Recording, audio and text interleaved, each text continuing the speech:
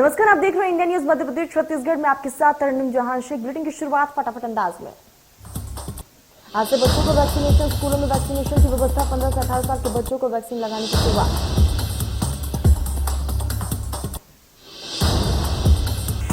स्वास्थ्य मंत्री मनसुख मंडाविया ने राज्यों और केंद्र शासित प्रदेशों को 15 से 18 साल तक के बच्चों को वैक्सीन लगाने के लिए अलग अलग टीकाकरण केंद्र, अलग से लाइन और टीकाकरण दल उपलब्ध कराने की सलाह दी। शिवराज ने क्राइसिस मैनेजमेंट के सदस्यों को संबोधित किया। पन्ना, सिवनी और देवास के सदस्यों को विशेष हिदायत दी। सीएम ने कहा कि तीसरी लहर आ गई। एक्शन में सीएम शिवराज 3 जनवरी से 7 जनवरी तक करेंगे ताबड़तोड़ बैठकें। कुल 52 बैठकें करेंगे सीएम शिवराज।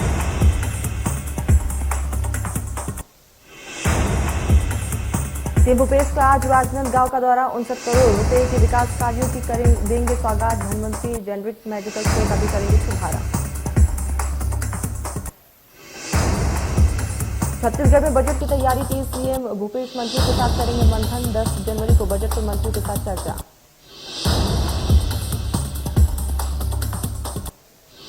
कोरोना के नए वेरिएंट ओमिक्रॉन का खतरा लगातार बढ़ रहा है। भारत में ओमिक्रॉन के खतरे के बीच कई राज्य सरकारों ने अपने राज्य में कई तरह की पाबंदियां लागू कर दी है। हम सभी को इससे मिलकर लड़ना होगा। प्रदेश में सभी जरूरत की चीजों का इंतजाम कर दिया गया है, पर हमें पूरी सावधानी बरतनी होगी। जबलपुर में वैक्सीनेशन अभियान की शुरुआत। 156 स्कूलों को बनाया गया है वैक्सीन सेंटर। जबलपुर में वैक्सीनेशन अभियान की आज से शुरुआत। 5 दिन में पात्र बच्चों के वैक्सीनेशन का रखा है बड़ा टारगेट। जिले में 1.25 लाख है 15 से 18 साल तक के बच्चे। 93,000 बच्चों का स्कूलों में दर्ज है रिकॉर्ड।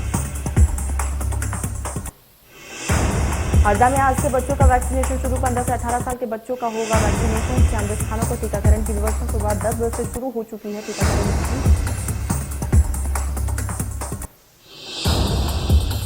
रायसेन में आज से शुरू बच्चों का वैक्सीनेशन। 15 से 18 साल के बच्चों का होगा वैक्सीनेशन। 175 स्कूलों में किया जाएगा वैक्सीनेशन। जिला प्रशासन की तैयारियां हुई है पूरी। कलेक्टर अरविंद दुबे की देखरेख में पूरी हुई है तैयारियां।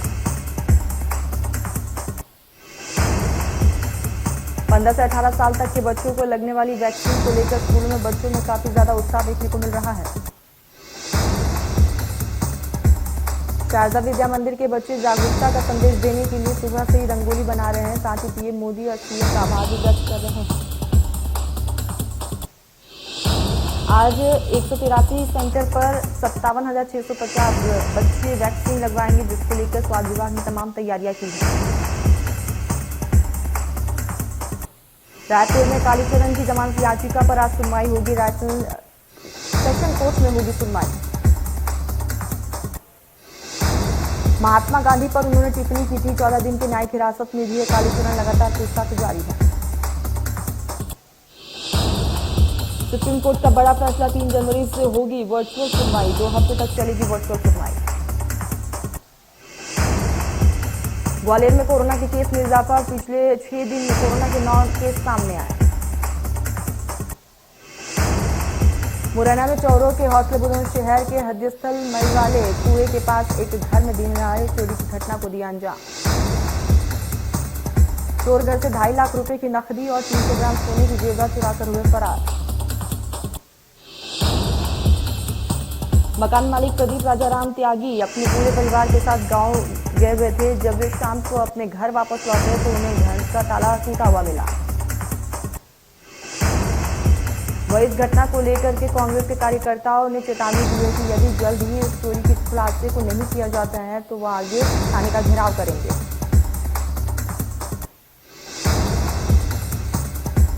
शहडोल में आज से स्कूली बच्चों को कोविड का टीका लगाया जाएगा। इसके लिए प्रशासन ने तमाम तैयारियां की है। प्लान के अनुसार जिले के 181 वैक्सीन केंद्र बनाए गए। वही वैक्सीनेशन के 4 केंद्र जिला मुख्यालय में बनाया गया है, जिसमें रघुराज हायर सेकेंडरी स्कूल में 2 केंद्र और MLB स्कूल और गर्ल्स हायर सेकेंडरी स्कूल में 1-1 केंद्र बनाए गए। जिले में कुल 66,844 बच्चों को वैक्सीनेशन का बड़ा टारगेट रखा गया। उसको लेकर भी जिला प्रशासन ने तमाम तैयारियां की है, जिसमें सुहासपुर ब्लॉक में 41 और जोहारी में 47, गोहापारू में 25 और जयसिंह नगर में 40 केंद्र बनाए गए हैं। भोपाल के बोट क्लब के जश्न भोपाल के समापन के मौके पर कोरोना गाइडलाइन के लोगों ने जमकर धज्जियां उड़ाई। जश्न में बिना मास्क के सोशल डिस्टेंसिंग के लोग नजर आए। लेकिन हैरानी की बात है कि जिला प्रशासन ने इस पर किसी भी तरह की कोई भी सुनवाई नहीं की है और न ही कोई कार्रवाई की है। बालोदा बाजार में रायपुर जा रही बस का कैप्सूल वाहन से भिड़ंत हो गया है। 5 यात्री गंभीर रूप से घायल को अस्पताल में भर्ती करवाया गया है। इलाज लगातार जारी है। धमतरी में पड़ रही तेज ठंड के कारण जनजीवन अस्त व्यस्त नजर आ रही है। रात में ज्यादा ठंड होने की वजह से लोग अपने घरों में कैद। ऐसे में सुबह की शिफ्ट में स्कूल जाने वाले छोटे बच्चों के लिए भी बड़ी समस्या है। मौसम विभाग भी लगातार बता रहा है कि अभी ठंड इसी तरीके से जारी रहेगी।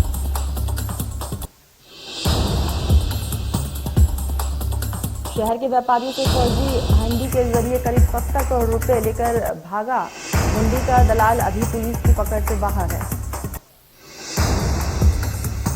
वही उसकी पत्नी, बच्ची और मुनीम भी गायब हो चुकी है। पुलिस लगातार आरोपी की तलाश में जुटी हुई है। आपको बता दें कि पुलिस को उसकी आखिरी लोकेशन पंजाब में मिली है। खबर पंखाजू से है, जहां पर नए साल की शुरुआत से ही नक्सलियों का उत्पात शुरू हो चुका है। बीती रात नक्सलियों ने पुलिस में मुखबिर के शक में एक युवक को मार डाला। इसके अलावा नक्सलियों ने प्राथमिक शाला की दीवारों पर पर्चा लगाया है और इस पर्चे में मुखबिरी के आरोप में जीतू बेगा नाम के व्यक्ति को मौत की सजा देने का भी उल्लेख किया गया है। जिसके बाद से इलाके में स्कूल में पढ़ने वाले बच्चों में दहशत का माहौल है। फिलहाल पुलिस ने टीम को वहां पर मौके पर तैनात किया है और सर्च ऑपरेशन भी लगातार जारी है। स्वच्छता, पर्यावरण और कोविड को लेकर बड़े भले ही गंभीर ना हो, लेकिन मासूम बच्चे इसके प्रति लगातार अभियान चला रहे हैं।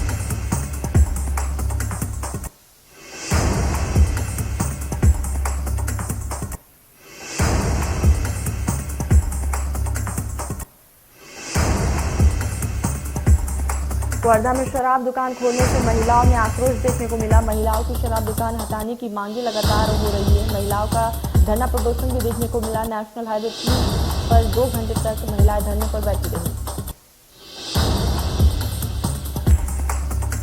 छत्तीसगढ़ में लगातार बढ़ रहे कोरोना के संक्रमण को लेकर सोनिया गांधी ने भी चिंता जाहिर की है। कोरोना के बढ़ते ग्राफ के मद्देनजर तीसरी लहर यानी कि ओमिक्रॉन की दस्तक छत्तीसगढ़ में देखी जा सकती है।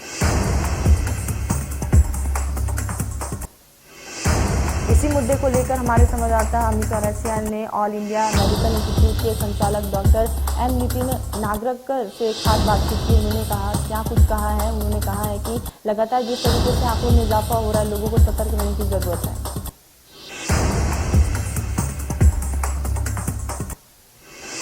गुना में सीएमएचओ डॉक्टर हेमंत गौतम का सड़क दुर्घटना में निधन हो गया है। सीएमएचओ की बोलेरो ट्रक से जाकर भिड़ गई है, जिसके बाद बड़ा हादसा हुआ और उनकी दर्दनाक मौत हो गई। जानकारी के मुताबिक दतिया सीएमएचओ का वाहन दतिया की ओर जा रहा था, जो कि शिवपुरी जिले के उमाला के पास एक ट्रक से जाकर भिड़ गई।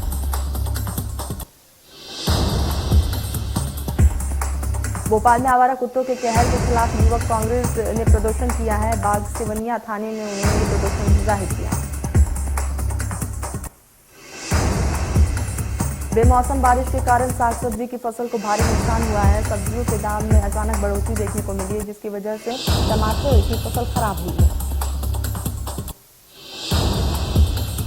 बेमौसम बारिश के कारण उत्पादन प्रभावित हुआ है और बाजार में टमाटर 50 रुपये किलो तक बिक रहा है। न सिर्फ टमाटर बल्कि दूसरी सब्जियां भी महंगी हो चुकी है, जिसकी वजह से आम जन का बजट खराब हो गया है।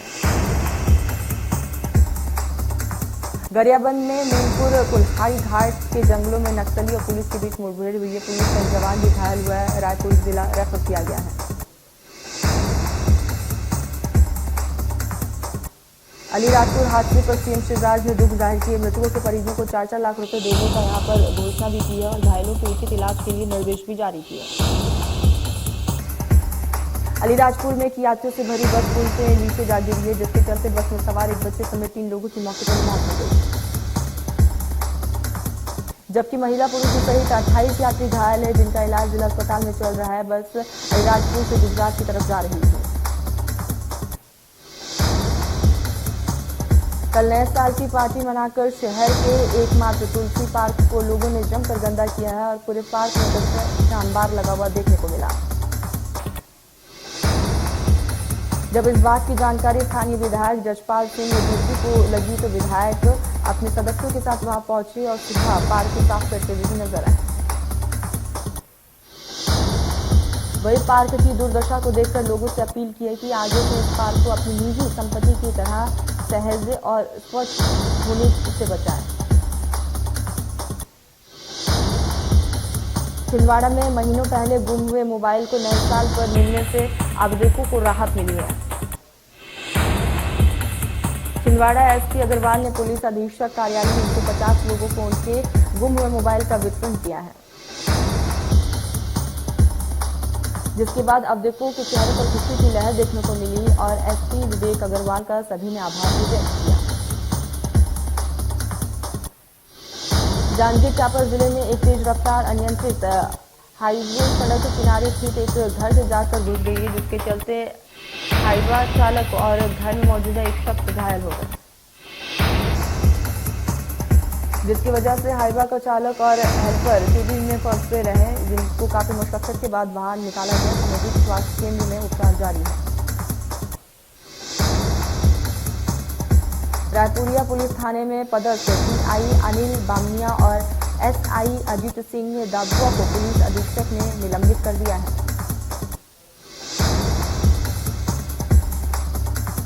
बालागांव के पास में 2 बाइक आपस में टकरा गई है, जिसमें 2 लोगों की मौके पर ही मौत हो गई।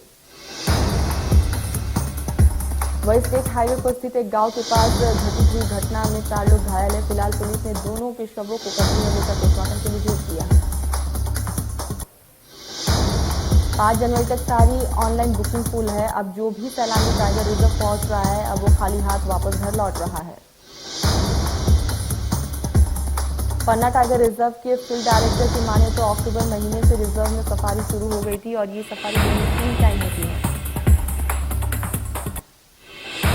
दिल्ली के सीएम केजरीवाल ने प्रेस कॉन्फ्रेंस में कहा है कि दिल्ली में लगातार कोरोना के केस बढ़ रहे हैं। 3 दिन में 3 गुना एक्टिव केसेस सामने आए हैं। सीएम केजरीवाल ने कहा है कि अब ज्यादातर लोगों को अस्पताल जाने की जरूरत नहीं है। दिल्ली में 33,000 ऑक्सीजन बेड है। दिल्ली सरकार ने इस बार कोरोना पर पूरी तैयारी कर ली है, इसीलिए लोगों को घबराने की बिल्कुल भी जरूरत नहीं है।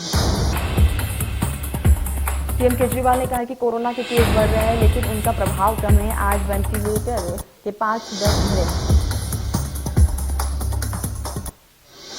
दिल्ली का एयर क्वालिटी इंडेक्स लगातार खराब होता जा रहा है। एक्यूआई लेवल 377 दर्ज किया गया। हिसार की आबोहवा भी खराब है। एक्यूआई लेवल 278 दर्ज की गई है, जिसकी वजह से दमा के मरीजों को काफी ज्यादा परेशानियां हो रही है।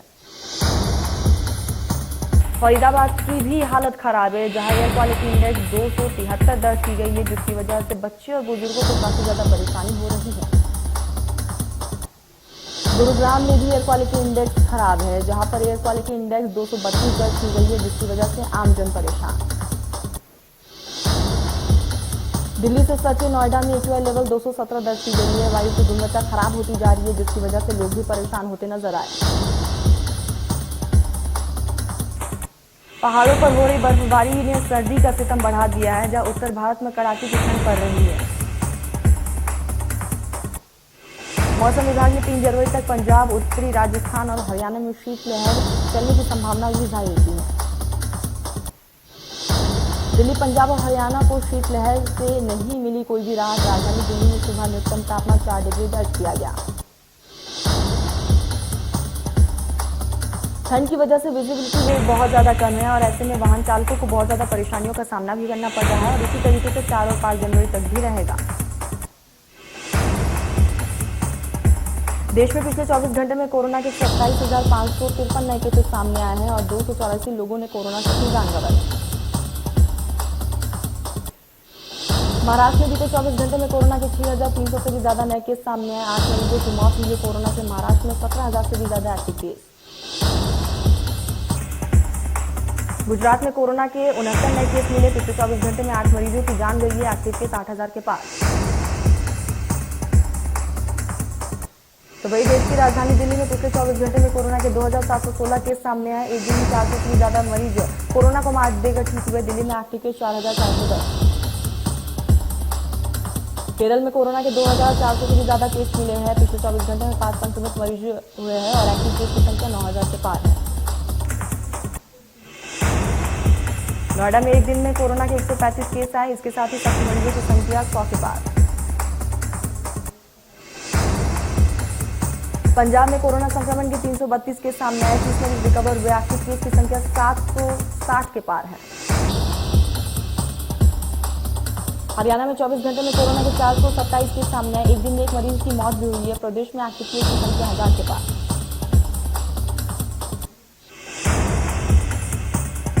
देश भर में कोरोना के नए वेरिएंट ओमिक्रॉन का खतरा लगातार बढ़ता जा रहा है और देश के 26 राज्यों में ओमिक्रॉन के मामले 1598 हैं। महाराष्ट्र में ओमिक्रॉन के 460 केस मिले हैं, जिसके बाद राज्य सरकार ने सख्तियां और बढ़ा दी है। दिल्ली में एक दिन में ओमिक्रॉन के 57 केसेस सामने आए। इसके साथ ही दिल्ली में ओमिक्रॉन के कुल केस 351 के पार पहुंच चुके हैं। तो राजस्थान में भी लगातार ग्राफ में बढ़ोतरी देखने को मिल रही है। 69 केसेस सामने आए हैं, जिसके बाद राज्य सरकार ने पाबंदियां और बढ़ा दी है। मध्य प्रदेश में ओमिक्रॉन के 9 केस सामने आए। लोगों से मास्क पहनने की लगातार सरकार अपील भी कर रही है। कर्नाटक में ओमिक्रॉन के 64 केस सामने आए। इस दौरान राज्य सरकार ने पाबंदियां लागू कर दी है। गुजरात में भी ओमिक्रॉन का खतरा बढ़ता जा रहा है, जहां ओमिक्रॉन के 136 केसेस सामने आए। तेलंगाना में अब तक ओमिक्रॉन के 60 से भी ज्यादा केस मिल चुके हैं, जिसके बाद से सरकार ने प्रदेश में पाबंदियां शुरू कर दी हैं। तमिलनाडु में ओमिक्रॉन के कुल 177 केस मिले हैं। इसके साथ ही राज्य में हाई अलर्ट जारी किया गया। राजस्थान में ओमिक्रॉन के 52 केसेस सामने आए, जिसके बाद राज्य में 122 मामले सामने आ चुके हैं। तो वही हरियाणा में ओमिक्रॉन के 60 केस मिले हैं। वही प्रदेश में 25 मरीज रिकवर भी हो चुके हैं, जबकि ओमिक्रॉन के 12 केस अभी भी एक्टिव है। कोरोना के बढ़ते मामलों के बीच एस राजमौली की फिल्म RR अब 7 जनवरी को रिलीज नहीं होगी।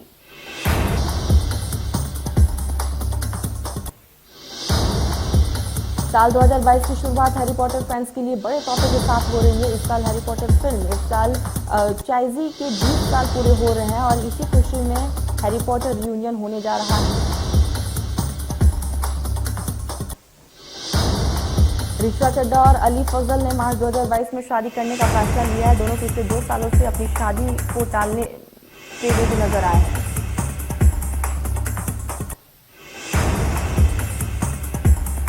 हॉलीवुड स्टार रॉबर्ट पैटिंसन एक बार फिर से अपने फैंस के होश उड़ाने के लिए तैयार है। दरअसल हॉलीवुड के most awaited film the Batman का ट्रेलर रिलीज कर दिया गया, जिसमें वो नजर आए।